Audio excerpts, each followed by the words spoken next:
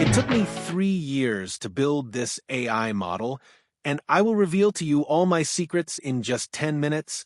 Gameweek 25 is behind us, and today we're diving into the key lessons, surprise performances, and how our data projections stacked up against the actual results. Make sure to hit that like button if you find these insights helpful. It has been a painful game week with 73 points dropping us from top 30K to 71K. All the differentials failed to return any points. Most managers used their AM chip this week, so we also lost a lot of places. Because of this, let's now hope that when we play our assistant manager chip, we will gain those ranks back.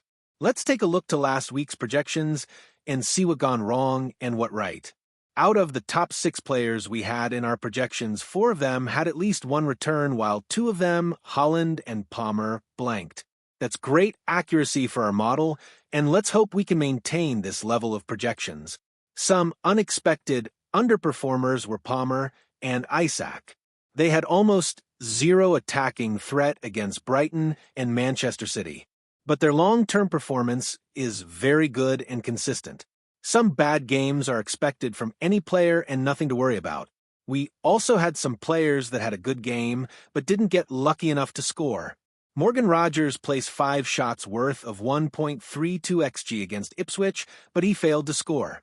Unlucky for his owners. Semenyo also missed a great chance from the penalty spot after managed to dribble half the Southampton's defense. On the other side, would once again scored a goal out of almost 0 xG. Let me know in the comments who surprised you the most. Hit the subscribe button, and let's continue to the next session, which is the top 5 transfers for Gameweek 26 based on fixture difficulty and data. Chelsea, Wolves, and Bournemouth have the best upcoming fixtures for scoring goals. Palmer is the only Chelsea's asset right now to invest. Jackson is injured and Kunku is playing in his position, combining good underlying stats and low price. If you want to take a little risk, he could be a great differential. Cunha is the player you want from Wolves. If you have Gakpo in your team, you probably want to get rid of him. Cunha is the obvious choice, averaging 0.54 xG per 90, nailed in Wolves' first 11 and great fixtures. He is also a bonus point magnet. From Bournemouth, if I had to pick one player, I would pick Dango. He costs only 5.1, he plays as a striker, and he has 0.71 xG per 90, which is unreal. Even if his stats drop of a little, he is still amazing FPL asset. Top priority transfer, in my opinion. This is the Fixture difficulty rating for defenders. Arsenal tops the list, and Gabriel is the go-to defender. Your transfers in players with high ceiling. There is no reason swiping mediocre defenders like Kirkez, Hall, Aina, Robinson. If you own any of them, just hold him until your wildcard. Those are the best players for game week 26. Salah tops the list. He is expected to score 0.56 goals, 0.31 assists, and 6.51 points. So, even though City away is a tough fixture, Salah is once again the best captain.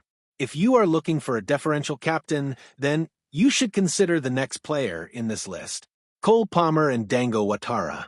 For the next 7 game weeks, these are the top 20 players. Red color are the forwards, white the midfielders, and yellow the defenders.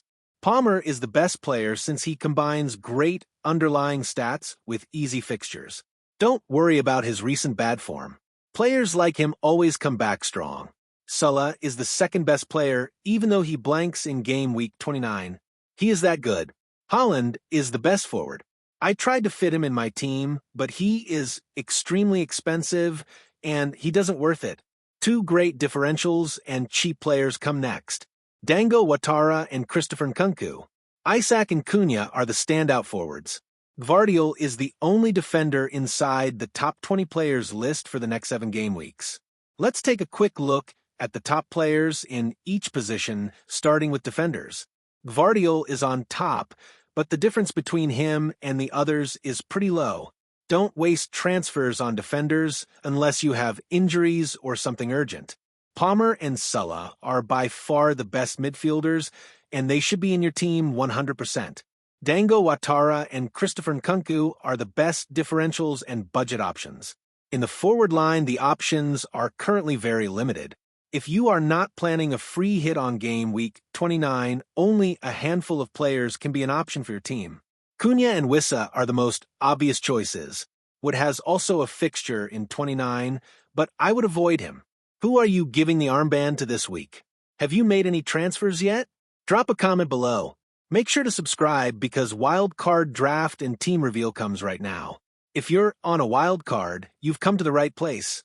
I've used my data model to build the optimal wildcard team for game week 26 and beyond. Plus, I'll reveal my own team for this week. Using my model, I can predict the points that each players will score in the future. Combining this with a Python script, we can find the team that maximizes the total points from now until the end of the season. We choose 2 cheap goalkeepers because money in the other positions are more valuable. Fabianski is the only 4.0 goalkeeper, then gets minutes SE, he will be our bench keeper. Nottingham has great defense this season, so we go for sells. In defense, we invest more money than usual to cover for game week 29. Some of our players will blank, so we need a strong bench. Vardiol, Gabriel, and Arnold are the best premium defenders in the game, and we want them all. Nori and Milinkovic are reliable budget options. Avoid Hall and Munoz, because they blank in 29. Kirkes and Robinson are also good option for budget. In the midfield, we have, of course, the best players. Sulla and Palmer can't be missing. Ouattara and Semenyo are the great budget picks. If you prefer Kluivert, you can go for him instead of Semenyo. If you want something more differential, you can take a risk on Nkunku. Mbumo is the safe, boring choice to fill our midfield. On the forward line, Isaac is there. The best striker. Cunha and Wissa have decent underlying stats, good fixtures, and they play in game week 29.